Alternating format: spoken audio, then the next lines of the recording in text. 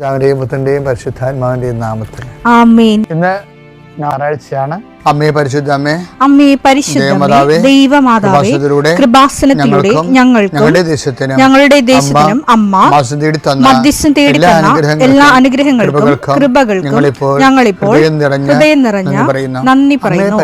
അമ്മേ പരിശുദ്ധമ്മേ, ദൈവമാതാവേ, 2004 ഡിസംബർ 7 ഉച്ചകഴിഞ്ഞ് 2:30 കൃപാസനത്തിൽ സംഭവിച്ച അമ്മയുടെ പ്രത്യക്ഷപ്പെടലിനെ കുറിച്ച് തിരുസഭയ്ക്ക് സമർപ്പിച്ചിരിക്കുന്ന പഠനരേഖകളുടെ മേൽ സഭാത്മകമായ പഠനം ആരംഭിക്കുവാൻ ഞങ്ങൾ പ്രാർത്ഥിക്കുന്നു. അമ്മേ പരിശുദ്ധമേ, ഭൂസ്വർലോകങ്ങളുടെ രാജ്ഞിയായ അങ്ങേയ്ക്ക് ഭൗമസംരക്ഷണത്തിനായി പ്രപഞ്ചപ്രകൃതിയെ തന്നെ തിരുസഭ പ്രതിഷ്ഠിക്കുവാൻ ഈ പ്രത്യക്ഷീകരണം വഴി ഇടയാക്കണമേ. പരിശുദ്ധമേ, ജപമാല മാതാവേ, സകല കൃപാസനം പ്രാർത്ഥനയോടും ചേർത്ത് ഞങ്ങളിപ്പോൾ പ്രാർത്ഥിക്കുന്ന ഈ കുടുംബത്തിന്റെ പ്രത്യേക നിയോഗം മക്കളെ, അമ്മയുടെ പ്രത്യക്ഷീകരണത്തിന്റെ ഈ അനുഗ്രഹവേളയിൽ ഞങ്ങൾക്ക് സാധിച്ചു തരുവാൻ കനിയണമേ. ആമേൻ. വിശ്വാസ പ്രമാണം. സർവശക്തനായ പിതാവും ആകാശത്തിന്റെയും ഭൂമിയുടെയും സൃഷ്ടാവുമായ ദൈവത്തിൽ ഞാൻ വിശ്വസിക്കുന്നു. അവിടുത്തെ ഏകപുത്രനും ഞങ്ങളുടെ കർത്താവുമായ ഈശോ മിശിഹായിലും ഞാൻ വിശ്വസിക്കുന്നു. ഈ പുത്രൻ പരിശുദ്ധാത്മാവിനാൽ ഗർഭസ്ഥനായി കന്യകാമറിയത്തിൽ നിന്ന് പിറന്ന് പൊന്തിയോസ് പീലാത്തോസിന്റെ കാലത്ത് പീഡകൾ സഹിച്ച് കുരിശിൽ തറയ്ക്കപ്പെട്ട് മരിച്ച് അടക്കപ്പെട്ട് പാതാളങ്ങളിൽ ഇറങ്ങി മരിച്ചവരുടെ ഇടയിൽ നിന്ന് 3-ാം നാൾ ഉയർത്ത് സ്വർഗത്തിലേക്ക് എഴുന്നള്ളി സർവശക്തിയുള്ള പിതാവായ ദൈവത്തിന്റെ വലതുഭാഗത്തിരിക്കുന്നു. അവിടെ നിന്ന് ജീവിക്കുന്നവരെയും മരിച്ചവരെയും വിധിക്കുവാൻ വരുമെന്നും ഞാൻ വിശ്വസിക്കുന്നു. പരിശുദ്ധാത്മാവിലും ഞാൻ വിശ്വസിക്കുന്നു. വിശുദ്ധ കത്തോലിക്കാ സഭയിലും പുണ്യവാന്മാരുടെ ഐക്യത്തിലും പാപങ്ങളുടെ മോചനത്തിലും ശരീരത്തിന്റെ ഉയർപ്പിലും നിത്യമായ ജീവിതത്തിലും ഞാൻ വിശ്വസിക്കുന്നു. ആമേൻ. സുഖസ്ഥനായ ഞങ്ങളുടെ പിതാവേ, അങ്ങയുടെ നാമം പൂജിതമാകണമേ. അങ്ങയുടെ രാജ്യം വരണമേ. അങ്ങയുടെ തിരുമനസ് സ്വർഗത്തിലെ പോലെ ഭൂമിയിലും ആകണമേ. അന്നു വേണ്ടുന്ന ആഹാരം ഇന്ന് ഞങ്ങൾക്ക് തരണമേ. ഞങ്ങളോട് തെറ്റ് ചെയ്യുന്നവരോട് ഞങ്ങൾ ക്ഷമിക്കുന്നത് പോലെ ഞങ്ങളുടെ തെറ്റുകൾ ഞങ്ങളോടും ക്ഷമിക്കണമേ. ഞങ്ങളെ പ്രലോഭനത്തിൽ ഉൾപ്പെടുത്തരുതേ, തിന്മയിൽ ഞങ്ങൾ രക്ഷിക്കണമേ. ആമേൻ. നന്മ നിറഞ്ഞ മറിയമേ, സ്വസ്തി. കർത്താവ് അങ്ങയുടെ കൂടെ സ്ത്രീകളിൽ അങ്ങ് അനുഗ്രഹിക്കപ്പെട്ടവളാകുന്നു. അങ്ങയുടെ ഉദരത്തിൻ ഫലമായി ഈശോ അനുഗ്രഹിക്കപ്പെട്ടവനാകുന്നു. പരിശുദ്ധ മറിയമേ, തമ്പുരാന്റെ അമ്മേ, പാപികളായ ഞങ്ങൾക്ക് വേണ്ടി ഇപ്പോഴും ഞങ്ങളുടെ മരണസമയത്തും തമ്പുരാനോട് അപേക്ഷിക്കണമേ. ആമേൻ. കർത്താവ് നിന്റെ ഉന്നതമായ നാമത്തിന് സ്വസ്ഥം ചെയ്യുന്നു. ഇന്നത്തെ ദിവസം നിന്റെ തിരുമുറുവാളുന്ന വലതുകരം അങ്ങയുടെ മക്കളുടെ മേൽ വെക്കണമെന്ന് പ്രാർത്ഥിക്കുന്നു. കർത്താവ് അങ്ങയുടെ മക്കളുടെ യാത്രകളെ ആശീർവദിക്കണമേ. കർത്താവെ, ഉറ്റവരും ഉടയവരും വഴക്കിട്ട് മാറിയതിൻ്റെ പേരിൽ വെറുമ അനുഭവിക്കുന്നവര്, ഉറ്റവർ പിരിഞ്ഞുപോയതിൻ്റെ പേരിൽ സങ്കടം സഹിക്കാനാവാതെ മനസ്സ് തേങ്ങി നടക്കുന്നവര്, അവരെല്ലാം നിന്റെ സാന്നിധ്യത്തിന്റെ ശക്തിയാൽ നീ അഭിഷേകം ചെയ്യണമേ. അമ്മേ പരിശുദ്ധമേ, എല്ലാത്തരം വേദനകളും എല്ലാത്തരം ഒറ്റപ്പെടുത്തലുകളും എല്ലാ തരത്തിലുള്ള വേദന അനുഭവിച്ചിട്ടുള്ള ആളാണമ്മ. അമ്മയെ അതെല്ലാം അതിജീവിക്കാൻ സഹായിച്ച വിഷയത്തിന്റെ മേല് ദൈവത്തിന്റെ അതേ കൃപ നിങ്ങളെ അനുഗ്രഹിക്കട്ടെ. വിദ്യാർത്ഥികളെ അച്ഛനീശയ്ക്ക് സമർപ്പിക്കുന്നു. നിങ്ങളുടെ പ്രോജക്റ്റുകളെ സമർപ്പിക്കുന്നു. നിങ്ങളുടെ PhD തീസിനെ സമർപ്പിക്കുന്നു. നിങ്ങളുടെ ഓരോരോ പരീക്ഷകളും അതിൻ്റെ അസൈൻമെൻറ്റുകൾ സമർപ്പിക്കുന്നു. എഴുതാൻ കഴിയാത്തവര്, എഴുത്തിടക്ക് നിന്നുപോയവര്, മുന്നോട്ട് പോയിട്ട് ഇത് പഠിച്ചിട്ട് എന്ത് പ്രയോജനമെന്ന് തെറ്റായ ബോധ്യങ്ങൾ നൽകിക്കൊണ്ട് പഠനം നശിപ്പിച്ചിരിക്കുന്നവരുണ്ട്. അതിനെല്ലാം അതിജീവിച്ചുകൊണ്ട് എൻ്റെ മക്കൾ കണ്ടിന്യൂ ചെയ്താൽ ഇടക്കിട്ട് കളയരുത്, മുന്നോട്ട് പോകാൻ പറയാൻ കാര്യം കർത്താവാണ് നമുക്ക് ആഹാരം തരണത്, അല്ലാതെ നമ്മുടെ ജീവിതം വിലയിരുത്തുന്ന ആൾക്കാരല്ല. കർത്താവ് നിങ്ങൾക്ക് വേണ്ടി യുദ്ധം ചെയ്യുമെന്ന് പറഞ്ഞ ഒറ്റ വചനം കൊണ്ട് ഇന്ത്യയെ വിജയകരമണിയിച്ച ഒരു ശ്രീരത്നത്തെ നമ്മൾ കണ്ടതാണ് ഈ ദിവസങ്ങളിൽ. ആ കർത്താവ് നിന്റെ ജീവിതത്തിന് വേണ്ടി യുദ്ധം ചെയ്യും. നീ ശാന്തമായി നിന്നെ ഏൽപ്പിച്ച ജോലി പൂർത്തിയാക്കുക. കർത്താവിന് ഭയങ്കര ഇഷ്ടമുള്ള കാര്യമാണ് ഏൽപ്പിച്ച ജോലി പൂർത്തിയാക്കണം. പിതാവേ, ഭൂമി ഞാൻ അങ്ങയെ മഹത്വപ്പെടുത്തി എന്നെ ഏൽപ്പിച്ച ജോലി പൂർത്തിയാക്കി. ഇടയ്ക്കിട്ടിരിക്കുന്ന എല്ലാ പ്രോജക്റ്റുകളും, എല്ലാ പദ്ധതികളും, എല്ലാ ജോലികളും, എല്ലാ പഠനങ്ങളും, എല്ലാ കോഴ്സുകളും പൂർത്തിയാക്കാൻ കർത്താവ് നിന്നെ അനുഗ്രഹിക്കട്ടെ. എൻ്റെ കർത്താവിൻ്റെ ഉന്നതമായ നാമത്തിൽ സഭയുടെ അധികാരത്തിൽ കുരിശിൻ്റെ അടയാളത്തിൽ സ്ഥാപനങ്ങൾ നടത്തുന്നവർ, സ്ഥാപനങ്ങളുടെ ഉത്തരവാദിത്തങ്ങൾ ഏറ്റെടുത്തിരിക്കുന്നവർ, അവിടെ നിങ്ങൾ നടത്തിക്കൊണ്ട് പോകുന്നതിന് എതിരാളികളുള്ളവർ, അത് ബിസിനസ്സാകാം, സ്കൂളാകാം, ആശുപത്രിയാകാം, മറ്റെന്തെങ്കിലും തരത്തിലുള്ള കാര്യങ്ങളാകാം, എതിരാളി നിങ്ങൾ അകപ്പെടുത്താൻ ആഗ്രഹിക്കുന്നവർ, അവരുടെ കൈയും കാലും നിർവീര്യമാകട്ടെ. ഈശോയുടെ നാമത്തിൽ പ്രാർത്ഥിക്കുന്നു. Lord Jesus Christ, pour out His Spirit, touch the fair fingers, soak with the precious blood. Lord, infuse His Spirit of power and grace. ഇന്ന് നമ്മൾ കാണാൻ പോകുന്നത് മത്തായിയുടെ സുവിശേഷം 5:9. സമാധാനം സ്ഥാപിക്കുന്നവർ ഭാഗ്യവാൻ, സമാധാനം സ്ഥാപിക്കുന്നവർ ഭാഗ്യവാന്മാർ, അവർ ദൈവപുത്രന്മാരെന്ന് വിളിക്കപ്പെടും. അവർ ദൈവപുത്രന്മാരെന്ന് വിളിക്കപ്പെടും. അപ്പോഴേ അവിടെ എന്താ വചനം? എന്നെ പ്രതി സമാധാനം സ്ഥാപിച്ചതിൻ്റെ പേരിൽ മനുഷ്യർ നിങ്ങളെ അവഹേളിക്കുകയും വേഗമായ എല്ലാത്തരം കുറ്റങ്ങൾ നിങ്ങളുടെ ആരോപിക്കുകയും ചെയ്യുമ്പോൾ നിങ്ങൾ ഭാഗ്യവാന്മാർ. അപ്പൊ സമാധാനം സ്ഥാപിക്കുന്നവർ ഭാഗ്യവാന്മാരാകണത് ആ സമാധാനം ക്രിസ്തുവിന് നാമം സ്ഥാപിക്കണം. അല്ലാതെ ഒരു വീട്ടില് വഴക്കുണ്ടായി എന്തുമാത്രം ഇപ്പൊ നമ്മുടെ ഈ ഓരോരോ രാഷ്ട്രീയ പാർട്ടിക്കാരില്ലേ, എന്തുമാത്രം കുടുംബകലഹങ്ങളും വഴക്കുകളൊക്കെയാണ് പറഞ്ഞു തീർക്കുന്നത്. എന്നിട്ട് അവരുടെ പാർട്ടിയിലേക്ക് ഒരാളെ എടുക്കുകയും അവരെ കൊണ്ട് വോട്ട് ജയിക്കുകയും അതിനടുത്ത് അതൊക്കെ ഒരു പൊളിറ്റിക്കൽ പ്രൊസീജിയേഴ്സാണ്. അങ്ങനെ ഒരു വിഷയത്തിനല്ല ഈശോ പറയണത്. അവിടെ എല്ലാം ക്രിസ്തുവിനെ പ്രതി, ക്രിസ്തുവിൻ്റെ വചനം നടപ്പിലാകുന്നതിൻ്റെ പേരിൽ ഈ സമാധാനം എന്ന് പറഞ്ഞ ആരാണ് ശരിക്കും പറഞ്ഞത്? ഒരു സമാധാനമേ ഉള്ളൂ. ആരാണത്? ക്രിസ്തുവാണ് സമാധാനം. ക്രിസ്തുവാണ് സമാധാനം. സമാധാനം സ്ഥാപിക്കുക എന്ന് വെച്ചാൽ ക്രിസ്തുവിനെ ഓരോ ഹൃദയങ്ങളിൽ സ്ഥാപിക്കുക, നാഥനും രക്ഷകനുമായിട്ട്, കർത്താവും നാഥനും രക്ഷകനുമായിട്ട് മനുഷ്യ ഹൃദയങ്ങളിൽ ക്രിസ്തുവിനെ സ്ഥാപിക്കുക. അതിനാ സമാധാനം സ്ഥാപിക്കുക എന്ന് പറയുന്നത്. ആ ഭാഗ്യവാന്മാരാണ്. അല്ലാതെ വഴക്ക് പറഞ്ഞ് തീർക്കണം മാത്രമല്ല, അടിസ്ഥാനപരമായി ഞാനെന്ത് ഇങ്ങനെ പറയാൻ കാരണം വെച്ച് കഴിഞ്ഞാൽ ഈ സകല വിശുദ്ധന്മാരും തിരുനാളിൽ വെളുപ്പിനെ കർത്താവ് പറഞ്ഞ കാര്യങ്ങളാണ് ഇതൊക്കെ. എന്താണ്? എന്നെ പ്രതി. അതെല്ലാത്തിൻ്റെയും കൂടെ അത് ചേർക്കാൻ പറഞ്ഞു, എന്നെ പ്രതി. അല്ലാതെ ഈശോയെ മാറ്റി നിർത്തിക്കൊണ്ട് ഇപ്പൊ നമ്മള് വിദ്യാഭ്യാസം തുടങ്ങിയ പോലെ ആയില്ലേ? ലോകം മുഴുവനും ഉള്ളത് പകുതി മുക്കാലും വിദ്യാഭ്യാസമൊക്കെ നമ്മുടേതാണ്. പക്ഷെ ഇപ്പൊ എന്നെ ക്രിസ്തുവിനെ പ്രതി അല്ലത്. ആരാ ക്രിസ്തുവിനെ പ്രതിയാണ് വിദ്യാഭ്യാസ സ്ഥാപനങ്ങൾ ഇവിടെ നടക്കണ? അല്ല. എന്താ ഉറപ്പ്? പക്ഷെ ക്രിസ്തുവിനെ പ്രതി അല്ലെന്ന് നമുക്ക് നടത്തുന്നവർക്ക് തന്നെ അറിയാം. അതിന്റെ പേരിലൊരു അജപാന ശുശ്രൂഷകൾ നടക്കുന്നുണ്ട്. ഉണ്ടെങ്കിൽ കൊള്ളാം. പക്ഷെ പലപ്പോഴും നമ്മൾ അത് മെയിൻറ്റെയിൻ ചെയ്യാനും നിലനിർത്താനും വളർത്താനും ഉള്ള സമ്മർദ്ദത്തിൽ ക്രിസ്തു പുറത്തായി പോകുന്നുണ്ട്. ഇല്ലെന്ന് നിങ്ങൾക്ക് പറയാൻ പറ്റുമെന്നെങ്കിൽ അത് വലിയൊരു അനുഗ്രഹം തന്നെയാണ്. പക്ഷെ എപ്പോഴും നമ്മൾ ശ്രദ്ധിക്കണം, സമാധാനം സ്ഥാപിക്കാൻ ഉദ്ദേശിക്കുന്നവരായാലും ആ സമാധാനം സ്ഥാപിക്കേണ്ടത് ക്രിസ്തുവിൻ്റെ നാമത്തിൽ, ക്രിസ്തുവിനെ പ്രതി, ക്രിസ്തുവിൻ്റെ വചനങ്ങൾ സാക്ഷീകരിക്കുന്നതിൽ മറ്റുള്ളവരെ പഠിപ്പിക്കുകയും ചെയ്യുന്നതിൻ്റെ പേരിലാണ്. ചിലപ്പോൾ നമ്മൾ പൂർണ്ണമായിട്ടൊരു വഴക്ക് ഒഴിവാക്കാൻ വേണ്ടി ചിലപ്പോൾ തോറ്റു കൊടുക്കും. ചില പണം നഷ്ടത്തിലാക്കി ചിലപ്പോൾ നമ്മൾ ആ വിഷയം സെറ്റ് ചെയ്യണത്. എന്താണ്? അതൊരു സമാധാനം സ്ഥാപിക്കണം. ആരെ പ്രതി? ക്രിസ്തുവിനെ പ്രതി. നിജമായി ആരോപിക്കുക മാത്രമല്ലേ, നമുക്ക് ധനനഷ്ടം ഉണ്ടാവും, ശരീരക്ലേശം ഉണ്ടാവും. പക്ഷെ എല്ലാം എന്തിനു വേണ്ടിയായിരിക്കണം? ക്രിസ്തുവിനെ പ്രതിയായിരിക്കണം. മക്കളെ, അച്ഛന് സുശേഷഭാഗ്യം ഉണ്ടെന്ന് അവസാനിപ്പിക്കുകയാണ്. നിങ്ങൾ ഓർത്തേക്കണം, എല്ലാ കാര്യങ്ങളും ക്രിസ്തുവിനെ പ്രതിയാക്കാൻ വേണ്ടി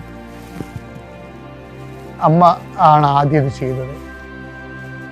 16-ാം വയസ്സ് ഗർഭം ധരിച്ചത്.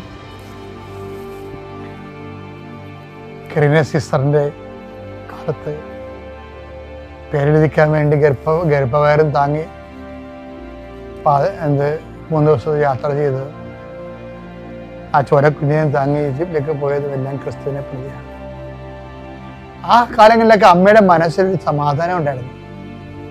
ഈജിപ്തിലെ തീപാറുന്ന തീരത്ത് 4 കാലം വീണ് ജീവൻ രക്ഷിക്കാൻ വേണ്ടി കുഞ്ഞും തള്ളയും കൂടി ആവശ്യപ്പെട്ട് അവിടെ പോകുമ്പോഴും ആ സംഘർഷ സമയത്തും അവിടെ ഉള്ളിലുള്ള സമാധാനം എന്തായിരുന്നു? ക്രിസ്തുവിനെ പ്രതി ആയതുകൊണ്ടാണ്. ഓക്കെ അല്ലേ? എല്ലാ സഹനങ്ങളും ക്രിസ്തുവിനെ പ്രതിയാകാൻ, അതുവഴി സമാധാനം സ്ഥാപിക്കപ്പെടാൻ ദൈവം നിന്നെയും നിന്റെ പ്രവർത്തനങ്ങളെ ആശ്രയിക്കട്ടെ. പത്തിയിലെ ഒരു രക്തത്തിൻ്റെ കണ്ടന്റ് ഉണ്ട്. ശരിക്കും ഇത്ത എന്ന പ്രത്യയം സംസ്കൃതത്തിൽ ഒട്ടുന്നത് എന്നതിൻ്റെ അർത്ഥം. നമ്മുടെ രക്തത്തിലൊരു ഇക്തയുണ്ട്, ഭക്തിയിലൊരു ഇക്തയുണ്ട്. ഒട്ടാത്ത ഭക്തിയൊക്കെ അഭ്യാസങ്ങളാണ്. ഭക്തി എന്ന് വെച്ചാൽ പറഞ്ഞാൽ നിങ്ങൾ സ്നേഹത്തിൽ അവനോട് ഒട്ടി നിൽക്കണം. ദൈവത്തോട് ഒട്ടി നിൽക്കാൻ ഏറ്റവും നല്ലത്, ചേർന്ന് നിൽക്കാൻ ഏറ്റവും നല്ലത് ദൈവസ്നേഹമാണ്. പൗലോസപ്പോസ്തലൻ പറയും, നിങ്ങൾ സ്നേഹത്തിൽ ഒട്ടി നിൽക്കുവിൻ. ശ്രുതിയുടെ ഹല്ലേലൂയ. ഹല്ലേലൂയ ഹല്ലേലൂയ ഹല്ലേലൂയ ഹല്ലേലൂയ യേശുവേ ഹല്ലേലൂയ ഹല്ലേലൂയ യേശുവേ സ്തുതി ഹല്ലേലൂയ ഹല്ലേലൂയ. ഉടമ്പടി നിങ്ങളെ എല്ലാ മേഖലകളിലും, ഭക്തിയുടെ മേഖലകൾ, വിശ്വാസത്തിൻ്റെ മേഖലകൾ, ദൈവസ്നേഹത്തിൻ്റെ മേഖലകൾ, ഉപവിയുടെ മേഖലകൾ, കുദാശകളുടെ മേഖലകൾ, സുവിശേഷ കൈമാറ്റത്തിൻ്റെ മേഖലകൾ, ഇങ്ങനെ എല്ലാ ആധ്യാത്മികതയുടെ എല്ലാ മേഖലകളിലും ഉടമ്പടി നിങ്ങളെ ഉണർത്തുകയും വളർത്തുകയും ചെയ്യാം. കഴിഞ്ഞ ദിവസങ്ങളിൽ ഒരു സാക്ഷ്യം, ഞാൻ വളരെ ശ്രദ്ധിച്ചൊരു സാക്ഷ്യം, ജോസ്മി ഇടുക്കി എന്നുള്ള സാക്ഷ്യമാണ്. ജോസ്മിയുടെ സാക്ഷ്യം അവസാനിക്കുന്നത്, ഉടമ്പടി ജീവിതത്തിൽ ഇനിയും എനിക്ക് വളരണം. അവർ എഡ്യൂക്കേറ്റഡ് ലേഡിയാണ്. എഡ്യൂക്കേറ്റഡ് ആയിട്ടുള്ള ആൾക്കാർ, നല്ല വിദ്യാഭ്യാസമുള്ള ആൾക്കാർ, അവർ ഉടമ്പടി എടുക്കുമ്പോൾ അവർക്കിതിൻ്റെ റാഷണൽ സൈഡ്, ഇതിൻ്റെ അകത്ത് ഉപയോഗിച്ചിരിക്കുന്ന ബിബ്ലിക്കൽ റാഷണാലിറ്റി ശരിക്കും മനസ്സിലാകും. കാര്യം ഇതിൻ്റെ അകത്ത് ഉപയോഗിച്ചിരിക്കുന്നത്, ഇപ്പോൾ നമുക്ക് ഉദാഹരണത്തിന്, നമ്മുടെ ഉടമ്പടി നിലനിൽക്കുന്നത് എന്തിലാണ്? Not by merit but by grace. ലോകം മുഴുവൻ അറിയാവുന്നതും എന്നോട് ആദ്യം വെളിപ്പെടുത്തിയ സൂത്രമാണിത്. സൂത്രം എന്ന് വെച്ച് കഴിഞ്ഞാൽ ഭാരതീയത്തിൽ സൂത്രമെന്നാണ് ടെക്നിക്ക്. ആധ്യാത്മികമായ എല്ലാ വിഷയങ്ങളെയും ഭാരതീയർ സൂത്രമെന്നാണ് വിളിക്കുന്നത്. വെച്ച് കഴിഞ്ഞാൽ നമ്മൾ പറയുന്നത് ഉപായമല്ല, മറിച്ച് സൂത്രമെന്ന് പറഞ്ഞാൽ അതിൻ്റെ ടെക്നിക്ക്, അതിൻ്റെ തന്ത്രവിദ്യ, അതിനാണ് സൂത്രം. അപ്പോൾ ഇതിൻ്റെ ഉടമ്പടിയിൽ ആദ്യം വന്ന തന്ത്രവിദ്യ രക്ഷാകരമായ അനുഭവത്തിൻ്റെ തന്ത്രവിദ്യയാണ്. അതെന്താണ്? Not by merit but by grace. അപ്പോൾ ഉടമ്പടി ജീവിതത്തെ കാണുന്നത്, ജീവിതത്തെ മുഴുവനായിട്ട്, ജീവിത സാഹചര്യങ്ങളെ കാണുന്നത് തന്നെ, നമ്മുടെ ജീവിതം നമ്മൾ എത്ര മെറിറ്റോറിയസ് ആയാലും നമ്മളുടെ ഏറ്റവും വലിയ കോൺഫിഡൻസിൻ്റെ അടിസ്ഥാനം നമ്മുടെ മെറിറ്റാണ്, അല്ലേ? മനുഷ്യൻ്റെ കോൺഫിഡൻസിൻ്റെ അടിസ്ഥാനം എന്ന് വെച്ചാൽ ആത്മവിശ്വാസത്തിൻ്റെ, മനുഷ്യൻ്റെ ആത്മവിശ്വാസത്തിൻ്റെ അടിസ്ഥാനം എന്താണ്? അവൻ്റെ മെറിറ്റ് എന്ന് വെച്ചാൽ യോഗ്യത, അല്ലേ? വിദ്യാഭ്യാസമുണ്ട്, എക്സ്പീരിയൻസ് ഉണ്ട്, അപ്പോൾ ജോലി കിട്ടാനുള്ള യോഗ്യത, നമുക്ക് ആത്മവിശ്വാസമുണ്ട്, ഇല്ലേ?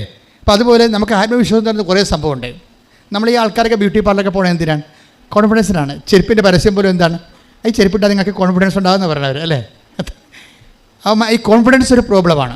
ആത്മവിശ്വാസം, ആത്മവിശ്വാസത്തിന് സാധാരണ ആൾക്കാർ യൂസ് ആൻഡ് ത്രോ ആയിട്ടുള്ള സാധനങ്ങളാണ് ഉപയോഗിക്കുന്നത്.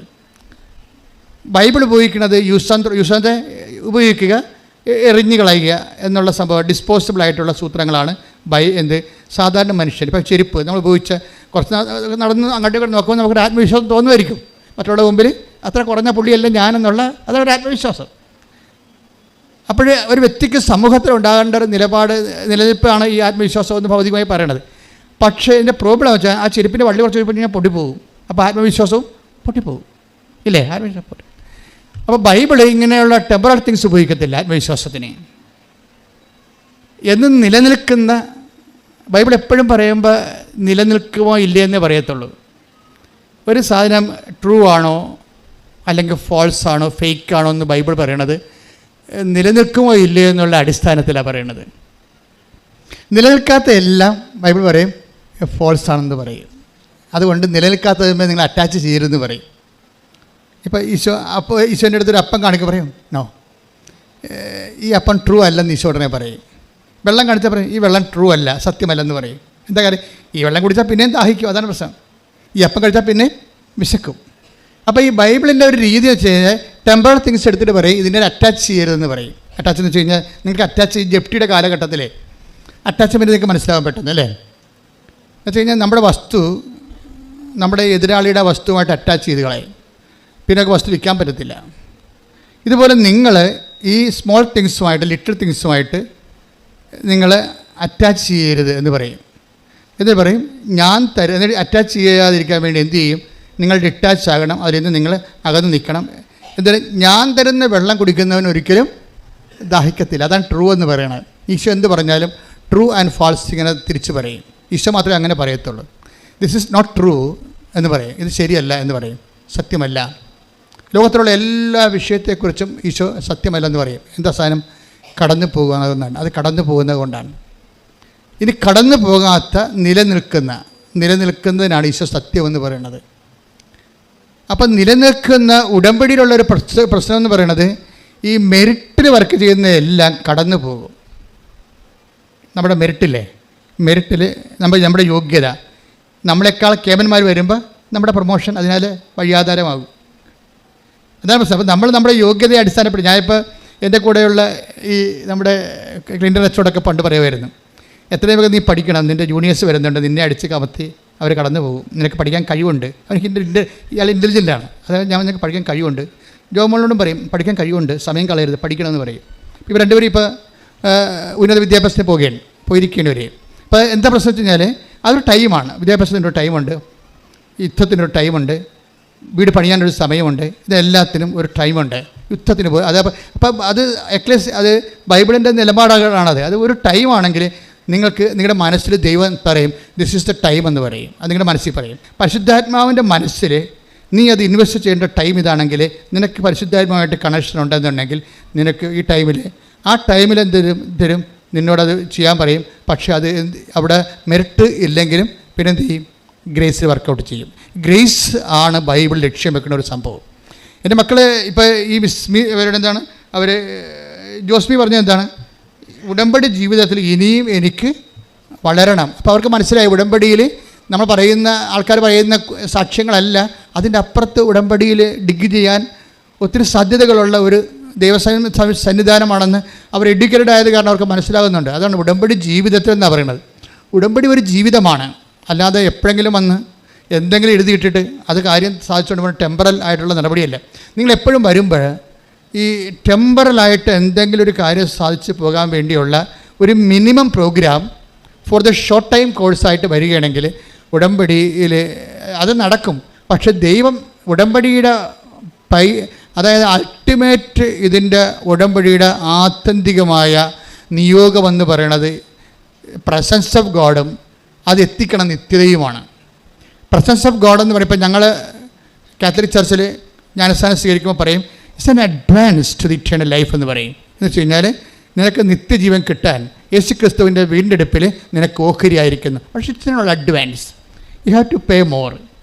100 രൂപയുടെ വസ്തുവിന് നീ 10 രൂപ കൊടുത്തിട്ടുണ്ട്, ഇനി 90 രൂപ നീ അധ്വാനിച്ചുണ്ടാക്കി കൊടുക്കണം നിത്യതയ്ക്ക്.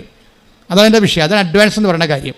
അപ്പോൾ ഉടമ്പടി വെക്കുമ്പോൾ നിനക്ക് ഒരു അനുഗ്രഹം ദൈവം തന്നെന്ന് വിചാരിച്ചോ, ജോലി കിട്ടി, വീട് കിട്ടിയെന്ന് പറയുമ്പോൾ ഒരു അഡ്വാൻസ് നിനക്ക് തരികയാണ് ദൈവം. അതല്ല ഉദ്ദേശിക്കുന്നത്. അത് നിത്യതയുടെ അഡ്വാൻസായിട്ട് നമുക്ക് കിട്ടണത് ദൈവാനുഭവത്തിലുള്ള ഒരു അനുഭവമാണ് നമുക്ക് തരണം ആദ്യം. അപ്പോൾ നിങ്ങളൊരു സാക്ഷ്യം പറയാൻ വരുമ്പോൾ എൻ്റെ രോഗം മാറി എന്ന് പറയുമ്പോൾ എനിക്ക് നിത്യതയ്ക്ക് അഡ്വാൻസ് കിട്ടിയെന്നാണ് പറയേണ്ടത്. You got the point. പിടിക്കുക. ദാറ്റ് മീൻസ് ദൈവം ഓൺലൈനിലായി, എൻ്റെ ലൈനിലായി. അപ്പോൾ ഇനി എനിക്ക് ദൈവത്തിൻ്റെ കൂടെ പ്രസൻസായി.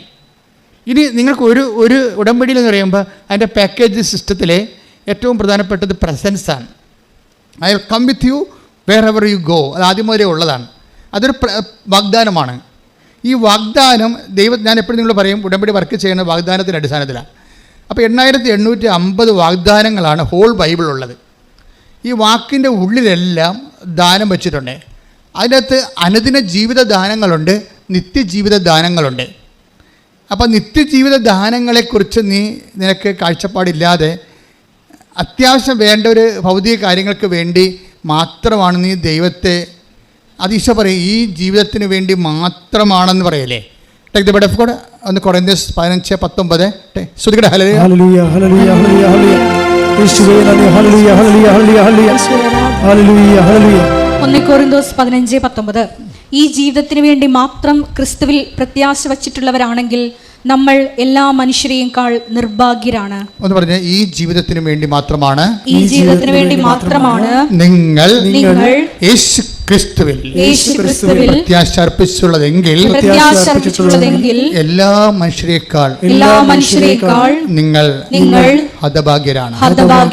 അപ്പോൾ ഈ ജീവിത ആവശ്യങ്ങള് നമ്മൾ അറ്റാച്ച്ഡായിട്ട് ക്രിസ്തുവിൻ്റെ മുമ്പിൽ ഈ വിഷയം കൊണ്ട് വന്നാൽ ഇതിനുള്ള ഇറ്റേണൽ ലൈഫ് വാല്യൂ എന്ന് പറയുന്നത്, ഇറ്റേണൽ ലൈഫ് നിത്യജീവിതത്തിന് ഇതൊരു അഡ്വാൻസ് ആകുമല്ലോ എന്നുള്ളത് മാത്രമേ ക്രിസ്തുവിൻ്റെ മുമ്പ് ഇതൊരു വാല്യൂ ആയിട്ട് വരത്തുള്ളൂ. അതുകൊണ്ടാണ് ഇങ്ങനെയുള്ള ചപ്പ് ചവറ് കാര്യങ്ങൾക്ക് എനിക്ക് നിനക്ക് എന്താണ് അമ്മയോട് ചോദിക്കണില്ല, അമ്മയോട് പോലും ഈശോ ചോദിക്കുന്നുണ്ട്. അതാണ് സംഭവം. ഇത് ഈ യോഹന്നാൻ 2:4 ഒക്കെ എടുത്ത് take the word of God. ശ്രുതികട ഹല്ലേലൂയ ഹല്ലേലൂയ ഹല്ലേലൂയ ഹല്ലേലൂയ. യോഹന്നാൻ 2:4 യേശു അവളോട് പറഞ്ഞു, സ്ത്രീയെ എനിക്കും നിനക്കും എന്ത്?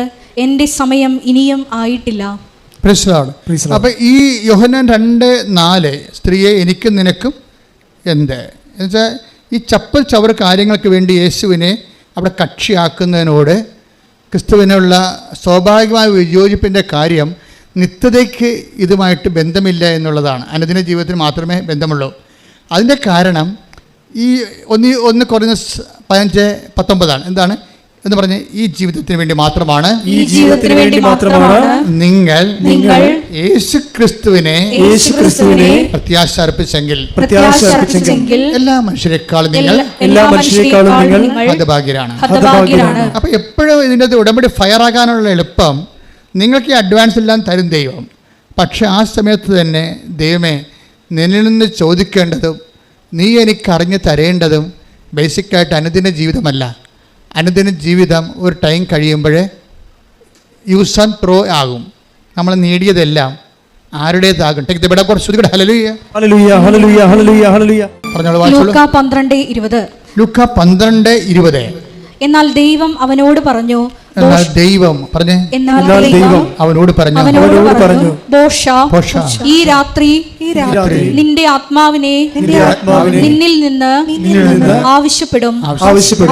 അപ്പോൾ നീ ഒരുക്കി വെച്ചിരിക്കുന്നവ ആരുടേതാകും. അപ്പൊ ഇതെല്ലാം അന്യാധീനപ്പെട്ടു പോകുന്ന ഈശോ പറയണത് മനസ്സിലായില്ലേ? എല്ലാ സ്ഥാനം നാളെ അന്യാധീനപ്പെട്ടു പോകും. ഇപ്പം അതായത് അന്യാധീനപ്പെട്ടു പോകുമെന്ന് പറയുമ്പോൾ നിങ്ങളോട് അന്യാധീനപ്പെടുത്താൻ പോകത്തില്ല, ഞാൻ എൻ്റെ മകൾക്ക് കൊടുക്കുമെന്ന് പറയും. എൻ്റെ മകളെ, നിൻ്റെ മകൾ നിന്നെ എപ്പോൾ ഓർക്കും?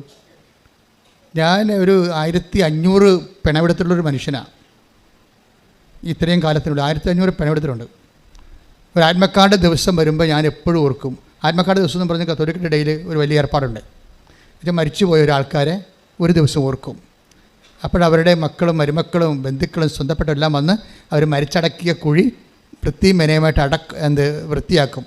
ഇത് പൂക്കളും തിരികളും ചന്ദനത്തിരിയും ഒക്കെ വെച്ചിട്ട് ആത്മശാന്തിക്ക് വേണ്ടി പ്രാർത്ഥിക്കും. ഭയങ്കരമായ ഒരു ഫീലുള്ള ദിവസമാണത്.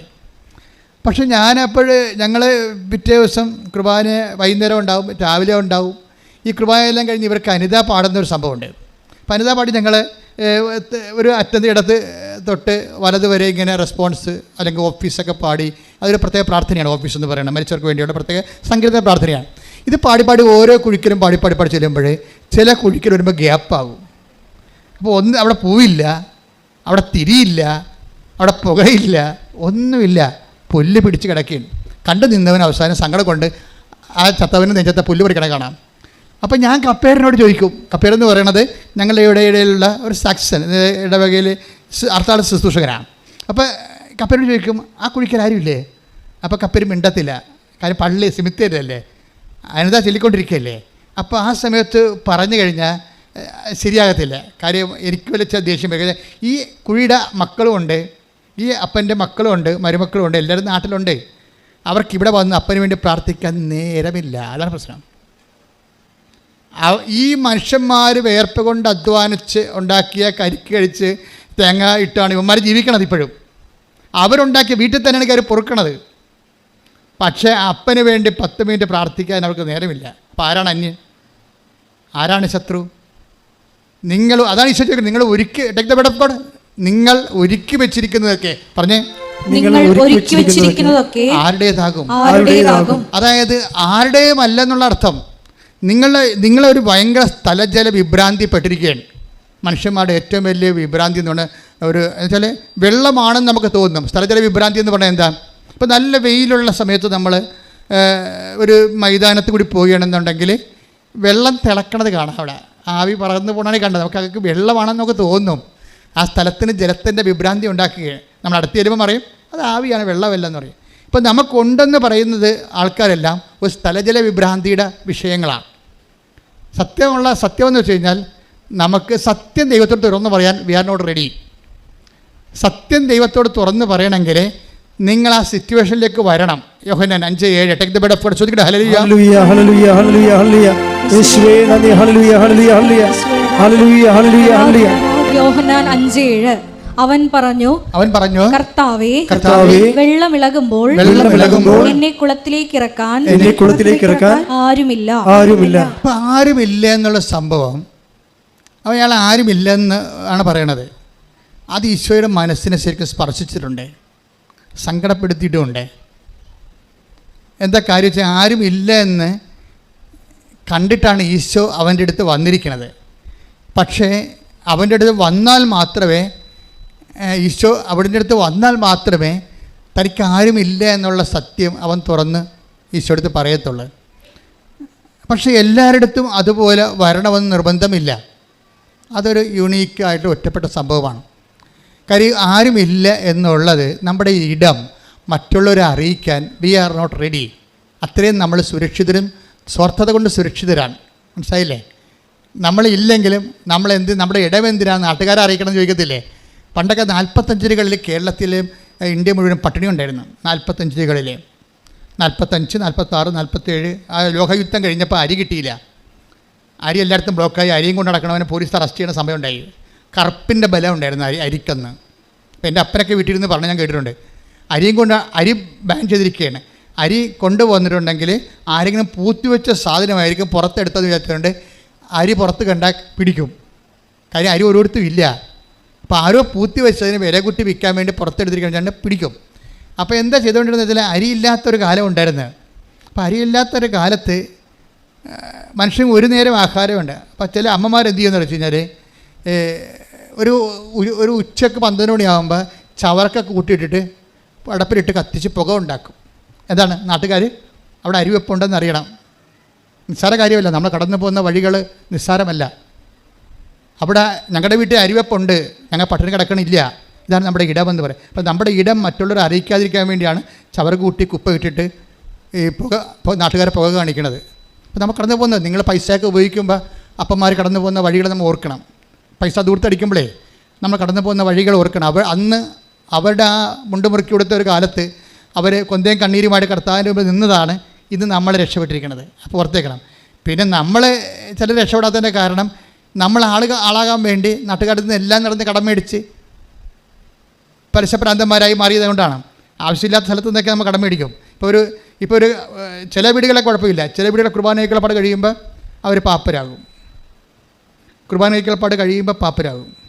അത് പണ്ട് മുതലേ ഉള്ള ഒരു പരിപാടിയാണ്. കുർബാനയ്ക്കുള്ളപ്പാട് എന്ന് വെച്ച് ആവശ്യമുള്ളവരെ ഇല്ലാത്തവരെ ഇപ്പോൾ പണ്ട് കുർബാനയ്ക്കുള്ളപ്പാടിന് പറഞ്ഞപ്പോൾ തലോട്ടമ്മ ഓക്കെ ക്ലിയർ. അല്ലെങ്കിൽ അവിടെ ഭാര്യയുടെ ആങ്ങളെയും മക്കളും ഒക്കെ ഒരു 10 പേര് ഒക്കെ ഉണ്ടാകത്തുള്ളൂ. ഇപ്പോൾ എങ്ങനെ വന്നിരിക്കുന്നത്? ഇപ്പോൾ വോട്ടേഴ്സ് ലിസ്റ്റ് നോക്കിയല്ലേ വിളിക്കണത്. ഇത് എവിടെ ചെന്ന് അവസാനിക്കാനാണ്? അത്രയും ആൾക്കാരെ വിളിക്കും. അത്രയും ആൾക്കാരെ വിളിച്ച് വരുമ്പോൾ ഇതെല്ലാം എങ്ങനെയായാലും ഒരു 2-1.5 ലക്ഷം രൂപ കടമാകും. അപ്പോൾ എന്ത് ചെയ്യും? പാവപ്പെട്ടവൻ നടന്ന് കടം മേടിച്ച് പലിശ കയറി മുടിയും. അപ്പം നമ്മുടെ ഇടം നാട്ടുകാരെന്ത് വിചാരിക്കും? നിങ്ങൾ ഉടമ്പടി എടുത്താലും ഈ നാട്ടുകാരെന്ത് വിചാരിക്കും എന്ന് വിചാരിച്ച് നമ്മളുടെ ദൈവം അർഹിക്കാത്ത വിഷയത്തിൽ നമ്മൾ ഓവർ പ്രാധാന്യം കൊടുത്താൽ തീർച്ചയായിട്ടും നമ്മളെ നയിക്കണത് ഈശോ ചോദിക്കുന്നൊരു വാക്കുണ്ട്, വാട്ട് സ്പിരിറ്റ് ലീഡ്സ് യു. എന്തരൂപിയാണ് നിങ്ങളെ നയിക്കണത്? അത് ലോകാരൂപി എന്ന് പറയും.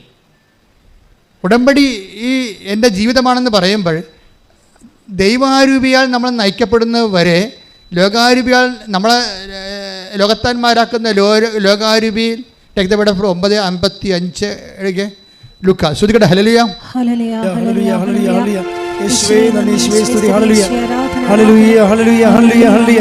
ലൂക്ക 9:54 ഇത് കണ്ടപ്പോൾ ശിഷ്യന്മാരായ യാക്കോബും യോഹന്നാനും പറഞ്ഞു, കർത്താവേ, സ്വർഗത്തിൽ നിന്ന് അഗ്നി ഇറങ്ങി ഇവരെ നശിപ്പിക്കട്ടെ എന്ന് ഞങ്ങൾ പറയട്ടെയോ? അവൻ തിരിഞ്ഞ് അവരെ ശാസിച്ചു. അപ്പോൾ ഇതിൻ്റെ ടിപ്പണി കിടപ്പുന്നുണ്ട്, വാട്ട് സ്പിരിറ്റ് ലീഡ്സ് യു. എന്തരൂപിയാണ് നിങ്ങളെ നയിക്കുന്നത്? എന്തരൂപിയാണ് നിങ്ങൾ നയിക്കണമെന്ന് നമുക്കറിയാമല്ലോ. അവരെ നയിച്ചത് എന്തരൂപിയാണ്? സ്വർഗത്തിൽ നിന്ന് അഗ്നി ഇറങ്ങി അവരുടെ വഴി തടസ്സം ഉണ്ടാക്കിയ യാക്കോബിൻ്റെയും യോഹന്നാൻ്റെയും ജീവിതത്തിലെ ഈ ദൗത്യത്തിൽ വഴി തടസ്സം ഉണ്ടാക്കിയവരെ സ്വർഗത്തിൽ നിന്ന് അഗ്നി ഇറങ്ങി നശിപ്പിക്കാനാവുമെന്നാണ് അവർ പറയണത്. അവർ അപ്പോസ്തലന്മാരാണെങ്കിലും അപ്പോസ്തല വേഷക്കാരുണ്ടാവുകയും ഈ വേഷം കറക്റ്റ് അപ്പോസ്തലനെ ആക്കാൻ വേണ്ടി കർത്താവ് ഒത്തിരിയേറെ ഫോർമേഷൻ കൊടുത്തിട്ടുണ്ട് അവർക്ക്. ശത്രുവിനൊക്കെ ക്രിയേറ്റ് ചെയ്തതാണ്. ഇവന്മാർ പോയാൽ പ്രശ്നം ഉണ്ടാക്കുമെന്ന് ഈശോയ്ക്ക് അറിയാം. ഈശോക്ക് വഴി സന്ധ്യയായപ്പോൾ ജെറുസലേമിലേക്ക് പോകണ ഈശോനെ സമറിയായി കൂടി പോയിട്ട് സമറിയായിൽ എവിടെയെങ്കിലും താമസിക്കാൻ വേണ്ടി ഈ അപ്പോസ്തലന്മാർക്ക് ഈശോക്കൊരു വീട് കാണാൻ വേണ്ടി ഇവരെ പറഞ്ഞു വിട്ടതാണ്. സമറിയായിൽ വീടുമില്ല, കണ്ടാൽ ഇവന്മാരുടെ കൈയും കാലും അവർ വെട്ടുമെന്നും ഇവന്മാർ തനി നിറം പുറത്തെടുക്കുമെന്നും കർത്താവിനറിയാം. അപ്പോൾ ചില ഇഷ്യൂസ് നമ്മുടെ ജീവിതത്തിൽ ഉണ്ടാകണത് ദൈവം കരുതിക്കൂട്ടി ഉണ്ടാക്കുന്ന വിശുദ്ധീകരണ പ്രക്രിയയാണ്. കാര്യം കർത്താവിന് പറയണം വാട്ട് സ്പിരിറ്റ് ലീഡ്സ് യു. നിങ്ങളുടെ ജീവിതത്തിൽ ഇഷ്യൂസ് ഒന്നും ഉണ്ടാകുന്നില്ലെങ്കിൽ എന്ത് അരൂപിയാണ് നിങ്ങൾ നയിക്കണം നിങ്ങൾക്കറിയാൻ പറ്റാതെ വരും. മനസ്സിലായില്ലേ? ലോകാരൂപി അരൂപി 3 എണ്ണം ഉണ്ട്, എപ്പോഴും ഓർത്തേക്കണം. 3 ലോകാരൂപിയുണ്ട്. ഇപ്പോൾ ലോകാരൂപി, അതുപോലെ തന്നെ എന്തുണ്ട്, ദുഷ്ടാരൂപിയുണ്ട്, പിന്നെ ദൈവാരൂപി. ഇപ്പോൾ ലോകാരൂപി എന്ന് പറയുന്നത് എന്താ വെച്ച് കഴിഞ്ഞാൽ എന്ത് കിട്ടിയാലും തികയത്തില്ല. 4:13 എടുത്ത് ശ്രദ്ധിക്കട്ടെ. ഹല്ലേലൂയ. യോഹന്നാൻ 4:13 യേശു പറഞ്ഞു, ഈ വെള്ളം കുടിക്കുന്ന ഏവനും വീണ്ടും ദാഹിക്കും. അതാ പ്രശ്നം. അതായത് ഇത് ആരോടാണ് ഇഷ്ടപ്പെട്ടെന്നറിയാമോ? ഒരു സ്ത്രീക്ക് 5 ഭർത്താക്കന്മാരുണ്ടായിരുന്നു. അപ്പോൾ എന്നിട്ട് പറഞ്ഞ് ഇപ്പോഴും 5 ഭർത്താക്കന്മാരുണ്ടെങ്കിൽ ഇപ്പോഴുള്ള ആൾ നിൻ്റെ ഭർത്താവല്ല. എന്നിട്ട് പറയും ഇനിയും നീ ഭർത്താക്കന്മാരെ സൂക്ഷിക്കാൻ ഉദ്ദേശിക്കുന്നുണ്ടെങ്കിൽ നിനക്ക് മരണം വരെ ദാഹം ഉണ്ടാകും. അതാണ് ഈ വെള്ളം കുടിക്കണവൻ ഇനിയും ദാഹിക്കും. ശരീരത്തെ സമർപ്പിക്കാൻ വേണ്ടിയുള്ള എല്ലാ പരിപാടിയും, ജഡികമായ തൃപ്തിക്ക് വേണ്ടി ഉപയോഗിക്കുന്ന എല്ലാം നമുക്ക് പിന്നെയും ദാഹം ഉണ്ടാകും. അത് ഭർത്താവിൻ്റെ കാര്യം മാത്രമല്ല, ജഡികമായ എല്ലാം. ഇപ്പം നമ്മൾ ലോകാരൂപിയില്ല. ഇപ്പം നിങ്ങൾക്ക് ഒരു ജോലി വേണം എന്ന് പറയുമ്പോൾ നിങ്ങൾ ഉടനെ എന്താണ് ചിന്തിക്കണത്? ജോലി വേണം എന്ന് ദൈവത്തിരുസന്നിധിയിൽ ഒരു നിയോഗം വെച്ചിരിക്കണം വിചാരിച്ചോ. അപ്പം നോർമലായിട്ട് ജോലി വേണം, അതിനകത്ത് തെറ്റെന്താ? പക്ഷെ ഫോർ വാട്ട്? അതിന് ഉത്തരം പറയേണ്ടി വരും. ദൈവത്തിരുസന്നിധിയിൽ ഒരു സംഭവം വെക്കുമ്പോൾ ഫോർ വാട്ട് എന്ന് ചോദിക്കും, എന്തിനു വേണ്ടിയാണെന്ന് ചോദിക്കും. അപ്പോൾ നിങ്ങൾ ജെന്യുവൻ ആൻസർ പറയണം. എന്താ ജെന്യുവൻ ആൻസർ എന്ന് പറയണത്? എൻ്റെ പ്രായമായ അപ്പനും അമ്മയും എന്നെ വളർത്തി ഇത്രയും കഷ്ടപ്പെട്ട് അവർ മരിക്കണമെങ്കിലും ഒരു അടച്ചുറപ്പുള്ള വീട്ടിൽ താമസിക്കണം. എൻ്റെ പെങ്ങൾക്ക് കല്യാണം വരാൻ പോവുകയാണ്. അപ്പോൾ ഒരു മര്യാദക്കൊരു ഓർഡർ, ഒരു നല്ല ജീവിത പങ്കാളി കിട്ടണമെങ്കിൽ ഒരു വീട് വേണം. ഇതൊക്കെ എല്ലാം ജെന്യുവിനാണ്. ഇതെല്ലാം ജെന്യുവിനാണ്. പക്ഷേ നിങ്ങൾ വീട് വെക്കണതിൻ്റെ ഉദ്ദേശം, നിങ്ങളുടെ രഹസ്യ അജണ്ട എന്താണെന്ന് നിങ്ങൾ നോക്കണം. എന്ന് വെച്ചാൽ മറ്റുള്ളവരെക്കാൾ കേമമായൊരു വീടായിരിക്കണം. എൻ്റെ വീടാണെന്നും പറഞ്ഞ് വേറെ ആൾക്കാരുടെ വീട്ടിൽ പോയി എൻ്റെ ബന്ധുക്കൾ എന്നോട് ഞങ്ങൾ വിചാരിച്ച അതാണ് നിൻ്റെ വീടെന്ന്. നമുക്ക് അത്രയും പാങ്ങും കെട്ടിമെച്ചൊന്നും ഇല്ലേ, നമ്മൾ പാവപ്പെട്ട പടി എന്ന് പറഞ്ഞിട്ട് ഒരു ഡയലോഗും ഫിറ്റ് ചെയ്യും. പക്ഷേ ഉള്ളിൽ അപ്പോഴും ഉണ്ടാകും എന്താണ്, അവളൊക്കെ പണി കൊടുക്കണം, ഞങ്ങളുടെ പൊളിച്ചും പൂക്കും, ഏത് പട്ടിക്കും ഒരു ദിവസം വരട്ടെ. അപ്പോൾ അതാണ് മനസ്സിൽ, അത് രഹസ്യ അജണ്ട എന്ന് പറഞ്ഞാൽ അതാണ്. അത് ലോകാരൂപിയാണ്, പീഡിയ. മറ്റുള്ളവരെ തോപ്പിക്കാൻ വേണ്ടി ആണ് നീ വീട് വെക്കണമെങ്കിലും കാറ് വാങ്ങിക്കണമെങ്കിലും അതിൻ്റെ അകത്ത് ഉള്ളിൽ ദൈവം അവിടെ കക്ഷിയല്ല, മറ്റുള്ളവരെക്കാൾ നീ തന്നെ അവൻ്റെ കക്ഷി വരണത്. അതുകൊണ്ടാണ് ഈശോ ഈ വെള്ളം കുടിച്ചാൽ നിനക്ക് ദാഹം ഉണ്ടാകും. അപ്പോൾ നിങ്ങളുടെ ഉടമ്പടി നിയോഗങ്ങളിൽ ഇതുപോലെയുള്ള കള്ളൻ ഇല്ലെന്ന് ഉറപ്പുവരുത്തണം. മനസ്സിലായോ? ഉടമ്പടി നിയോഗങ്ങളിൽ പലതും കള്ളനുള്ളതാണ്. കാര്യം ലക്ഷ്യം വേറെയാണ്. ലക്ഷ്യം അപ്പം നിങ്ങൾ ജെന്യുവൻ, അത് എപ്പോഴും പ്രശ്നത്തിൽ ഇപ്പം നിങ്ങൾ 6 നിയോഗങ്ങളിട്ട് അതിൽ ഒരെണ്ണം കള്ളനാണെങ്കിൽ എല്ലാം കള്ളനായിട്ടേ കണക്കാക്കത്തുള്ളൂ. കാര്യം നിങ്ങളെ കള്ളിയായതുകൊണ്ടാണ് അങ്ങനെ ഇട്ടിരിക്കുന്നത്. നിങ്ങൾ എങ്ങനെയെങ്കിലും ചാടി ഇവിടുന്ന് കാനഡയിൽ പോയിട്ട് അവിടെ ആരെങ്കിലും കണ്ണും കൈയും കാണിച്ച് ഇവിടെ ലൈൻ അടിച്ച് നടക്കണം അവനെ അവിടെ വരത്തിച്ചിട്ട് വീട്ടുകാരറിയാതെ പോയി ജീവിക്കണം എന്നുള്ളതാണെങ്കിൽ കള്ളനായ സാധനം അതിനകത്ത് കള്ളനാണ്. അപ്പോൾ നിങ്ങളുടെ നിയോഗത്തിൽ ബാക്കി നിങ്ങൾ പറയണ എല്ലാം ജെന്യുവിനാണെങ്കിലും ഈ ഒരു കള്ളത്തരം കിടക്കണ കാരണം ഈ വിഷം എല്ലായിടത്തും കയറി പിടിക്കും. കാര്യം എന്താണ്, നിന്നെ വളർത്തി വലുതാക്കിയ നിൻ്റെ മാതാപിതാക്കന്മാരെയും നിൻ്റെ കുടുംബത്തെ എല്ലാം മറന്നിട്ട് നിൻ്റെ സുഖങ്ങളെ മാത്രം അന്വേഷിച്ചിട്ട് നിൻ്റെ പുകാലസ്ഥതയ്ക്ക് വേണ്ടി നീ ദൈവത്തിനെ കരുവാക്കാൻ വേണ്ടി വന്ന് ഉടമ്പടി എടുത്തിരിക്കുക. ഈ കള്ളത്തരം ദൈവത്തിന് അറിയാം. അതുകൊണ്ടാണ് ഈശോ ചോദിക്കുന്നത് വാട്ട് സ്പിരിറ്റ് ലീഡ്സ് യു? എന്തരൂപിയാണ് നിങ്ങളെ നയിക്കണത്? ഇപ്പോൾ എന്തരൂപിയാണെന്ന് വെച്ചാൽ ലോകാരൂപിയാണെങ്കിൽ പിന്നെയും കള്ളത്തരം കാണിച്ചുകൊണ്ടേ ഇരിക്കണം. അപ്പോൾ പിന്നെ ദൈവത്തിന് നിന്നെക്കൊണ്ട് ഈ ജന്മത്ത് പ്രയോജനം ഉണ്ടാകത്തില്ല. കാര്യം എന്താണ്, നീ ബേസിക് കള്ളനാണ്. അപ്പോൾ കൂടുതൽ കർത്താവ് അങ്ങനെ നിന്നെ ശാസിക്കത്തൊന്നുമില്ല. നീ കള്ളത്തരം കാണിച്ച ഫ്രോഡ് പരിപാടി ദൈവത്തിന് കാണിച്ചാൽ ദൈവം നിന്നെ ഇറങ്ങി വന്ന് ശാസിക്കത്തൊന്നുമില്ല. ജൂദാസിനെ പോലും ദൈവം ശാസിച്ചില്ല. മാക്സിമം പറഞ്ഞ ഇതാണ്, ആ മനുഷ്യൻ ജനിക്കാതിരുന്നെങ്കിൽ കൊള്ളാമായിരുന്നു. ഇപ്പോൾ ഉടമ്പടി ഇട്ടിരിക്കുന്ന പല കള്ളികളെയും കുറിച്ച് പറയണ ഇതാണ്, എവളെ ജനിക്കാതിരുന്നെങ്കിൽ കൊള്ളാമായിരുന്നെന്ന്. അതാണ് പ്രശ്നം എന്നത്. നിങ്ങൾ ഉടമ്പടി എടുക്കുമ്പോൾ ശരിക്കും പ്രാർത്ഥിക്കണം, ഇതെല്ലാം ജെന്യുവൻ സ്പിരിറ്റിലാണ് വർക്ക് ചെയ്യണത്. ഇതിനകത്ത് കള്ളത്തരങ്ങൾ വല്ലതും ഉണ്ടാകും, മറ്റുള്ളവർ പണി കൊടുക്കാൻ വേണ്ടിയാണോ, അതോ എനിക്ക് ആൾ കളിക്കാൻ വേണ്ടിയാണോ ഞാൻ ഇതെല്ലാം ഈ ഭൗതിക നേട്ടങ്ങൾ നേടുന്നത്? അതുകൊണ്ടാണ് ബൈബിൾ പറയണത് നിങ്ങൾക്ക് സ്നേഹമായിരിക്കണം നിങ്ങളുടെ ലക്ഷ്യം. ലക്ഷ്യത്തിൻ്റെ അകത്ത് സ്നേഹം മാത്രമേ പാടുള്ളൂ.